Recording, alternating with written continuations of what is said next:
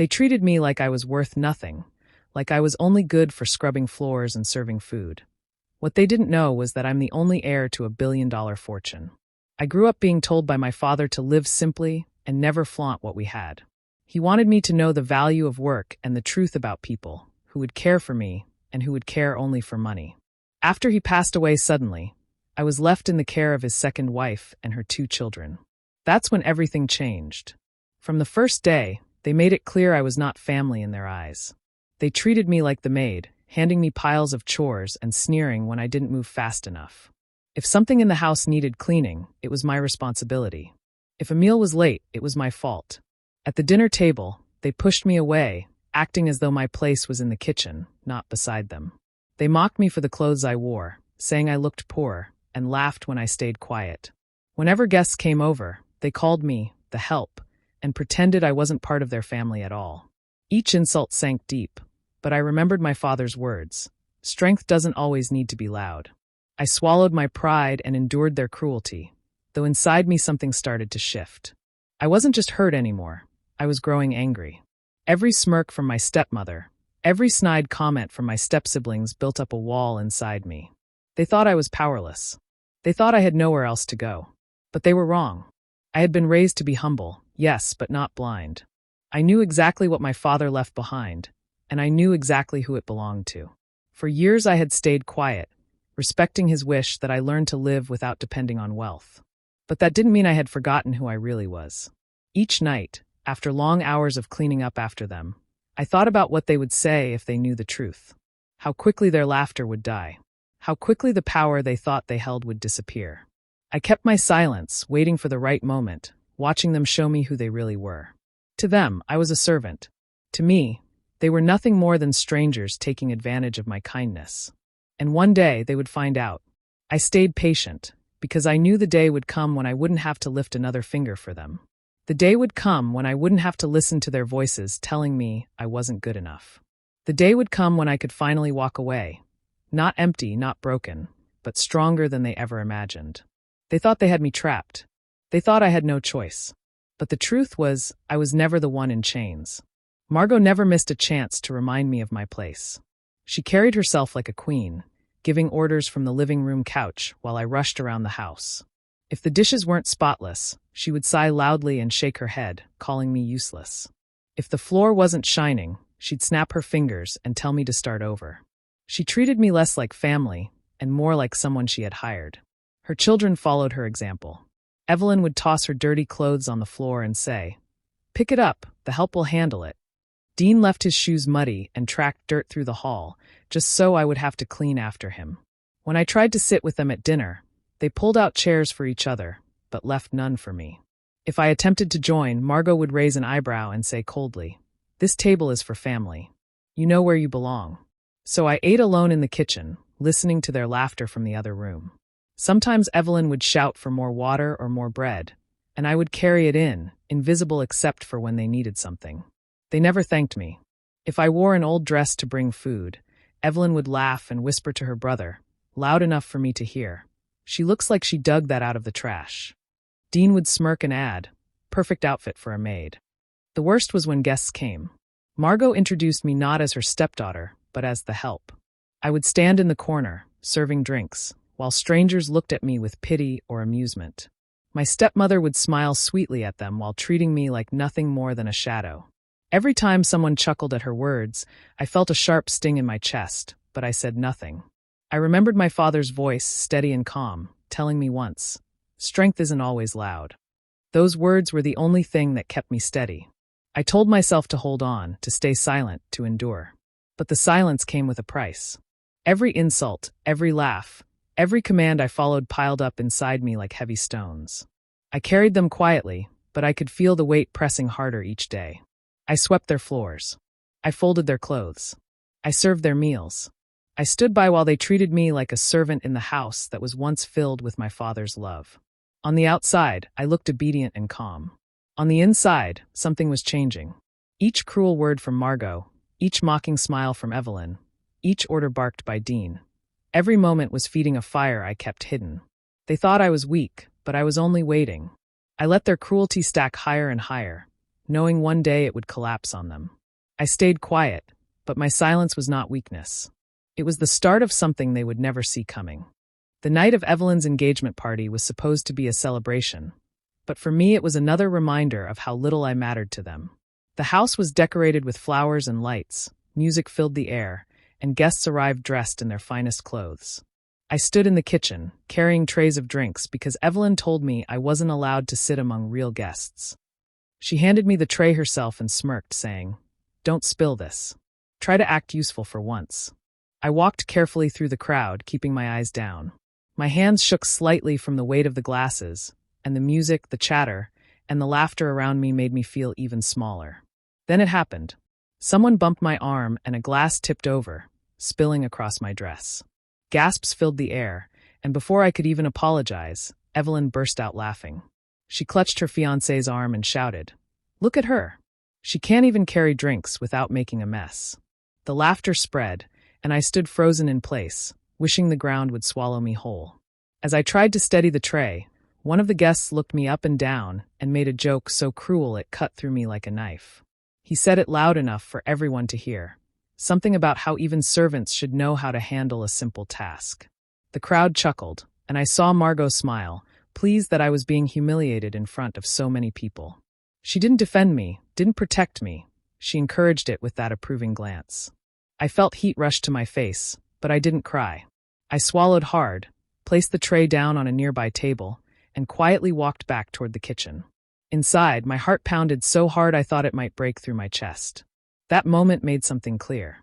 No matter what I did, no matter how hard I worked or how silent I stayed, they would never see me as family. I was nothing more than labor to them, someone to serve their food and clean up their messes. For the first time, I stopped trying to understand why. I stopped hoping things would change. Instead, I realized I had been holding back for far too long. I had been quiet, patient, obedient, but all of it only gave them permission to keep crushing me. Standing in that kitchen, still damp from the spilled drink, I felt something settle inside me. A decision. They thought I was powerless, but I knew the truth. I carried something they could never take from me. The inheritance my father had left in my name. I had respected his wish to keep it hidden, but now I saw clearly why he made me promise to stay humble. He wanted me to learn who people really were when they thought I had nothing. And now I knew. From that night forward, I stopped feeling like a victim. The fire inside me burned stronger, no longer weighed down by silence. I would not scream or fight them directly, but I would plan. I would prepare. And when the time came, they would see just how wrong they were about me. I left the party that night with a decision already made. The very next morning, I went to see my father's lawyer, Mr. Whitmore. He had known me since I was a child, and when I stepped into his office, his face softened with recognition. He listened quietly as I explained how things had been since my father's death, and though he looked troubled, he wasn't surprised. My father had trusted him with everything, and he knew exactly what was mine. He opened a drawer and laid out the papers that proved the truth. I was the sole heir to everything my father had built. Properties across the city, investments that grew larger by the day, and ownership of his companies. All of it in my name. Mr. Whitmore reminded me gently, "Your father wanted you to live simply first, to see the world for what it is without wealth as a shield." I nodded because I had lived that lesson. I had seen cruelty and greed up close. I had been tested in ways my father probably expected, though he never could have imagined just how far Margot and her children would take it. For years I kept the inheritance hidden, honoring my father's wish. But sitting in that office, I knew the time had come to use it. I didn't want revenge through shouting or fighting. I wanted freedom, and I wanted it on my own terms. I began to prepare quietly. Each visit to Mr. Whitmore's office gave me more strength, more clarity. He helped me secure accounts, update signatures, and gather the documents that proved what was mine. I studied everything carefully, making sure there were no gaps Margot could twist to her advantage. The more I learned, the stronger I felt. Back at the house, I carried on with the chores as if nothing had changed. I scrubbed floors, washed dishes, and cleared their mess, all while hiding the truth of what I was building in silence. They mocked me as always, but now their words bounced off me. They thought I was weak, but I was already steps ahead. Every cruel command from Margot, every insult from Evelyn, every smirk from Dean only pushed me closer to the door. At night, I sat in my room and sorted through the copies of the documents I kept hidden in a locked case. Bank accounts were transferred into my full control, property deeds were secured, and letters from Mr. Whitmore confirmed everything was safe in my hands. I even began looking at places my father once owned, a condo downtown that stood empty, waiting. Piece by piece, I built my escape plan. I made sure nothing tied me to that house anymore. No bills in my name, no records they could touch. I left nothing for them to use against me. They thought I was trapped, but I was already holding the keys to a new life. All I had to do was choose the right moment to walk away. One afternoon, Evelyn and Dean cornered me in the living room with a folder of papers. Evelyn's voice was sweet, almost too sweet, as she said, "These are just some routine documents for the house. Maintenance stuff, nothing big. Margot needs everyone's signature." Dean stood behind her with his arms crossed, nodding as if to back her up. I took the papers from her hand and sat down to look them over. At first glance, they seemed official enough, filled with long paragraphs and formal language. But as I read more carefully, my stomach tightened. It wasn't about maintenance at all. It was a property transfer. If I signed, the house would belong to Margot completely, leaving me with nothing tied to it. Evelyn leaned closer, pretending to be casual. "It's just a formality," she said. "You don't need to waste time reading every line." Dean added, "Yeah, don't act like you're some lawyer. Just sign it and be done."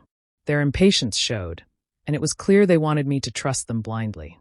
I placed the papers back on the table and shook my head. "No," I said quietly. Their faces changed instantly. Evelyn's smile disappeared, replaced with a sharp glare. Dean stepped forward, his voice raised. "Are you serious? After everything Margot has done for you, you won't even sign a simple paper?" Evelyn snapped, "You're so ungrateful. We give you a roof over your head, food on your plate, and this is how you repay us." Their words hit me like arrows, but I didn't let them see my anger. Instead, I lowered my eyes and pretended to be uncertain. "I don't really understand these documents," I murmured. "Maybe I'll look at them later." Evelyn groaned in frustration, while Dean muttered something under his breath about me being useless. They thought I was timid and foolish, easy to manipulate.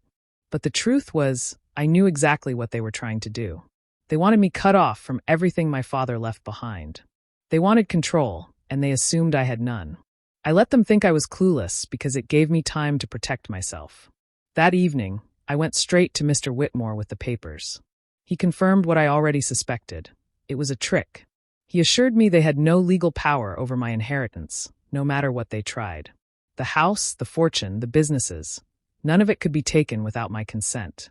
Hearing that gave me a calm I hadn't felt in a long time. When I returned home, Evelyn and Dean were waiting, watching me closely, hoping I had changed my mind. I simply handed the papers back and said, "I won't be signing." Their outrage filled the room. Evelyn's voice rose, Dean cursed under his breath, and both accused me of being selfish, of taking advantage of their mother's generosity. I stayed quiet, letting them throw their insults, but inside I was steady. They believed they had almost trapped me, but I knew better. Their anger only showed me how desperate they had become. And while they wasted their energy plotting against me, I was already steps ahead, protecting everything that was rightfully mine. I waited until the house was quiet, long after everyone had gone to bed. The air felt heavy, but my mind was clear. I pulled out the small suitcase I had hidden under my bed and began packing. I didn't take much, just a few sets of clothes, my father's watch, and the documents I had carefully prepared. Everything else I left behind. None of it mattered to me anymore. I moved silently through the halls, careful not to wake anyone. The mansion that once felt like home now felt like a cage. As I closed the front door behind me, I felt the first wave of freedom wash over me. For the first time in years, I wasn't carrying their commands, their insults, or their expectations on my shoulders. I was simply walking away. A car was waiting for me outside, arranged earlier with Mr. Whitmore's help. He had given me the keys to one of my father's condos downtown, a place that had stood empty since his passing. When I arrived, I stepped into a space that felt completely different from the house I had just left. The condo was quiet, modern, and filled with the faint scent of fresh paint. It wasn't crowded with memories or bitterness. It was mine. I turned off my phone the next morning and never turned it back on. I didn't answer Margot's calls. I didn't respond to Evelyn's angry messages or Dean's mocking voicemails. The silence between us grew wider each day, and I didn't miss them for a second. I knew they believed I would return. They assumed I couldn't live without them, that I would eventually crawl back, begging for a place at their table. The thought almost made me laugh. Instead of looking back, I focused on what was waiting for me. With Mr. Whitmore by my side, I walked into my father's company for the first time not as a visitor, but as the rightful heir. The boardroom was filled with men and women in suits, all of them older and more experienced, but their eyes turned to me the moment I entered. My heart pounded, but I stood tall. This was what my father had prepared me for, even if I hadn't understood it before. The meetings were long and complicated, but I listened carefully. I asked questions, took notes, and learned more each day. Some doubted me at first, whispering that I was too young or too quiet. But I knew patience was my strength. Just as I had endured Margot and her children's cruelty, I would endure the challenges here too. Only this time, I had the power to shape my own future. At night, I returned to the condo, exhausted but free. I didn't hear Evelyn's laughter or Dean's complaints. I didn't hear Margot barking orders. I heard only silence, and that silence was beautiful. They thought I was weak. They thought I would never stand on my own. But every step I took in that boardroom, every signature I placed on those papers proved them wrong. I had left them behind, and I was never going back. The house did not take long to show the cracks once I was gone. For years, I had kept it running without thanks, cleaning, cooking, paying attention to the small details that held everything together. Without me there, the silence was replaced with chaos. Dust gathered in corners, dishes piled in the sink, and laundry went untouched. The neat mansion that Margot loved to show off to her friends slowly turned into a place no one wanted to visit. Bills began to arrive faster than they could handle. I had always kept track of them quietly, making sure nothing slipped through the cracks, but now envelopes stacked on the kitchen counter unopened. Margot, too proud to admit she was overwhelmed, tossed them aside until the notices turned red. The electricity flickered, and the water company threatened to shut them off. For the first time, the life they bragged about began to slip from their hands. Evelyn suffered the next blow. Her engagement, once the center of attention, started to crumble. Her fiancé began to notice how the household really functioned. He saw the shouting between Margot and her children, the dirty rooms, the unpaid bills. He noticed Evelyn's cruelty when she snapped at waiters in restaurants or mocked others to make herself feel better. One evening, after another heated argument, he finally ended it. Evelyn's tears filled the house, but no amount of crying could bring him back. Dean wasn't doing any better. He had always been arrogant at work, bragging about his family's status, as if it made him untouchable. Without me quietly holding the home together, his bad habits grew worse. He arrived late, missed deadlines, and treated his coworkers poorly. His boss gave him warnings, but Dean brushed them off, sure he was too valuable to fire. He was wrong. The day came when he walked out of the office with his things in a box, his pride shattered. Margot tried desperately to keep control. She called agents, lawyers, anyone who would listen, trying to sell the house and other assets to keep her lifestyle afloat. But every time, she was reminded of the truth. Nothing was in her name. The mansion, the land, the investments, everything was tied to me, secured long before she had the chance to claim it. Her frustration turned to anger, and her anger turned to despair. The three of them began turning on each other. Evelyn blamed Margot for losing her fiancé. Dean blamed Evelyn for distracting him with her endless drama. Margot blamed them both for being careless. Their once united front against me collapsed into shouting matches and slammed doors. The grand house that had once echoed with their laughter at my expense now rang with arguments and bitterness. Without me there to carry the weight of their lives, they had nothing. All the control they believed they held was slipping away, piece by piece. They had thought I was the weak one, the servant, the burden. But now, stripped of the comfort I once provided, they were left to face themselves, and the emptiness that came with it. It was a quiet morning when the knock came at my door.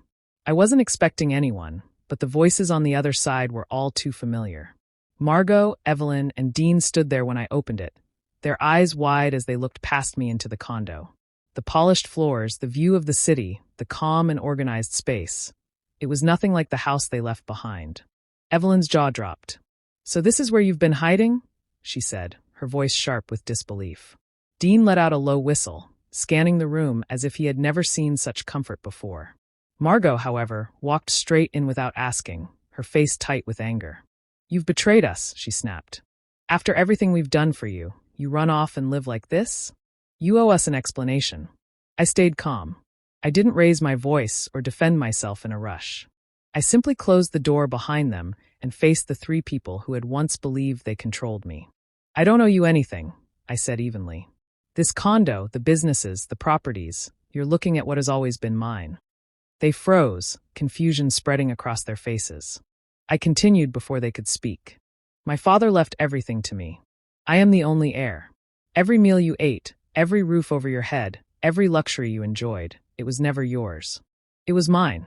You survived on my goodwill, even while you treated me as less than nothing. Evelyn shook her head, her voice cracking. You're lying. If that were true, why would you scrub floors and serve us food? Dean added, his face pale. You let us think you were just a burden. I looked at them steadily. Because my father wanted me to live humbly before I touched any of this. He wanted me to learn what people are like when they think you have nothing. And I learned. My words grew sharper as memories flooded back. I learned what it feels like to be mocked for my clothes. I learned what it feels like to be shut out at the dinner table. I learned what it feels like to be called the help in my own home. And I learned exactly who you all are. Margot's face went pale, her lips trembling as if she wanted to speak but couldn't. Evelyn's eyes filled with tears, though whether they were from shame or fear, I couldn't tell. Dean looked down at the floor, his arrogance gone. For the first time, the silence was mine to command. They had no power left, no insults to throw, no commands to give. The truth settled over them heavily, pressing down harder than any words I could shout. The servant they had laughed at, ordered around, and dismissed was the one who held everything in her hands all along. Their faces told me what I already knew. They finally understood who I really was. And they hated the truth almost as much as they feared it. They stood in front of me, waiting for me to break down, waiting for me to give them a piece of what I had. For a long moment, none of us spoke. The silence grew heavier until I finally said, You have no claim to anything. No right to be here. And no place in my life anymore. The words hung in the air, sharp and final. Evelyn's mouth opened as if she wanted to argue, but nothing came out. Dean stepped forward, his voice desperate. Come on, don't do this. We're family. You can't just cut us off. His tone sounded more like pleading than commanding this time. I didn't raise my voice. I didn't shout or accuse. Instead, I spoke calmly, as though I were discussing business. Family doesn't treat someone the way you treated me. You mocked me, used me, and humiliated me. That's not family. That's cruelty. And I don't keep cruelty in my life. Evelyn's tears spilled over as she reached for my hand. Please don't turn your back on us. We need you. I pulled my hand away and shook my head. You didn't need me when you were laughing at me. You didn't need me when you called me a servant in my own home. Now it's too late. Margot suddenly let out a cry and sank into the couch, holding her head in her hands. This isn't fair, she whispered. After everything I gave, after everything I sacrificed, you're leaving us with nothing? Her words trembled, but I felt no sympathy. I had sacrificed years of my life to their cruelty, and she had repaid me with disdain.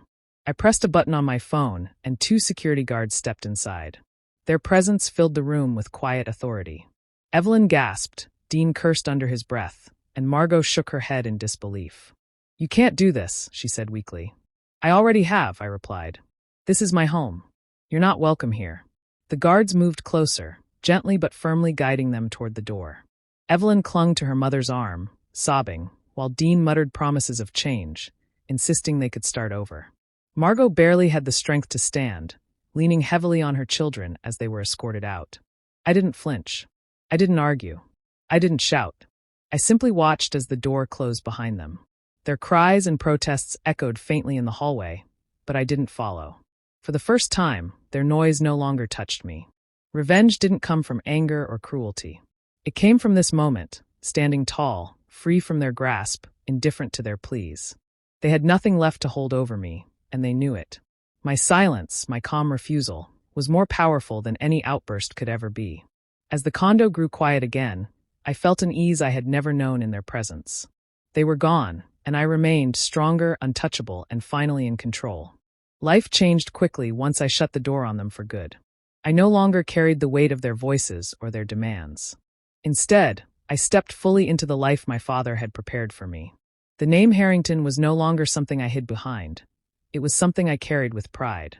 The first step was taking my place in the businesses he left behind. At every meeting, I thought of him. He had built his empire with hard work and vision, and I wanted to honor that. I didn't come in swinging with power or arrogance. I listened, I learned, and I earned the respect of the people who had worked beside my father for years. Slowly, I began to lead with confidence, guided by the values he had taught me. I made choices that I knew he would have approved of. Instead of chasing only profit, I looked for ways to help others. I opened doors for people who had been overlooked, giving second chances to those who just needed someone to believe in them.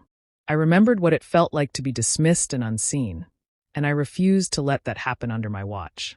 The company grew stronger, not just in numbers, but in the loyalty of the people within it. Though I had stepped into this new life, I never forgot the past. The memories of Margot, Evelyn, and Dean still lived in the back of my mind. Their cruelty was sharp, but it no longer cut me. Instead, it served as a reminder of what I had overcome. I carried those scars quietly, not as a burden, but as proof of my strength. Sometimes, when I thought back, I realized something important. It wasn't money that gave me revenge. It wasn't wealth that brought me peace. They had destroyed themselves with their own greed, their own cruelty. All I had done was step aside and let them reveal who they truly were. Their downfall was their own doing, not mine. Walking through the city streets one evening, I felt a calm I hadn't known in years. The air was cool, the lights shimmered above me, and for the first time, I wasn't weighed down by the past. I was free, not because of fortune or power, but because I had chosen to let go. I thought of my father then, the way he used to remind me that strength wasn't always loud. He had been right. Strength had been my silence, my patience, and my ability to rise above.